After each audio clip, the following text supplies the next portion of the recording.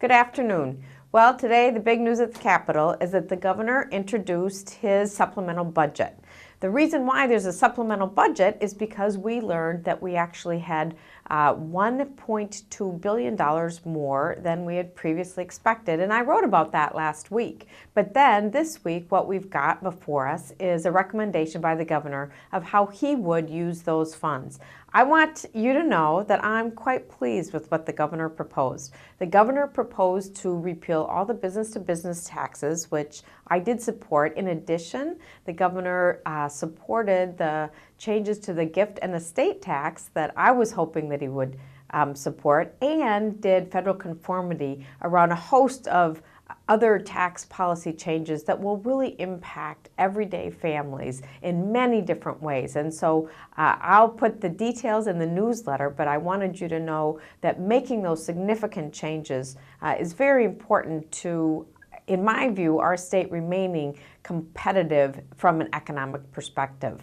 In addition, the governor did support something that I have also talked about, and that is this, quote, 5% campaign.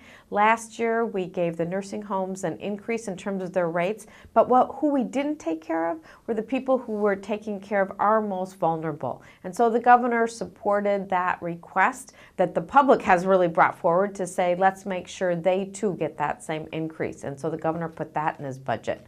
With regard to higher ed, the governor fixed the problem that we identified last session when we froze tuition for both the University of Minnesota and MnSCU, and in doing so caused a little bit of a hole in MnSCU's budget. We thought we took care of that in the budget, but we learned in fact that we didn't take care of it for the next year and the 2 following years, and so the governor corrected that in his proposed budget.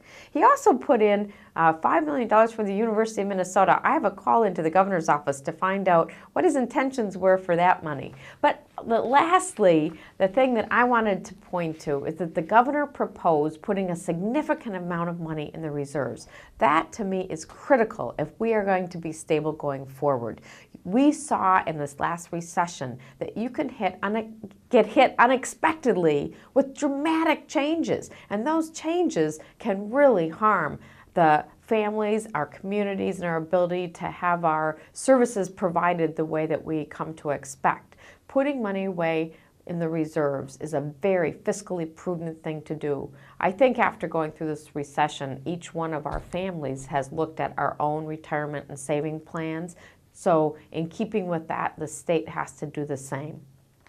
I'm always quick to point out when I disagree with our policymakers, so wanted to make sure to let you know that I strongly support these proposals. Finally, my last little note about the governor is that he has made this, quote, the unsession, and we in our committee heard our, quote, unsession bill this week. It's not quite what you might have read in the papers, like dramatic changes that are going to really clean up our statutes and our books, at least in my opinion. They were some pretty small, simple changes, but we did put it forward. I worked closely with Representative Pawlowski in the House, so we took a proposal that the agency gave us that was 80 pages long, streamlined that to 14 pages, passed it off out of our committee and sent it on to the House floor. So you'll be hearing more about that. A lot more is happening at the Capitol, so you better read that newsletter so that you stay tuned in. And again, thank you so much, and I hope to see you either at the Minnetonka Town Hall on Saturday morning or the Plymouth Town Hall